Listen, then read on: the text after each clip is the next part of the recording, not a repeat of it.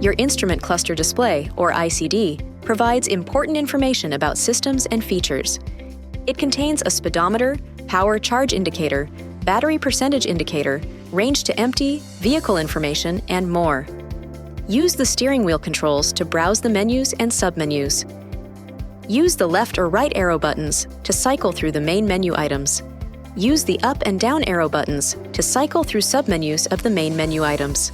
Push the OK button to access or select the information or submenu screens of a main menu item. You can learn more about vehicle information, driver information, audio, head-up display, if equipped, vehicle messages, vehicle settings, drive experience recorder, DXR, if equipped, and performance. Press the Layout button on the steering wheel to toggle between the available cluster layout options. Classic has analog circular gauges.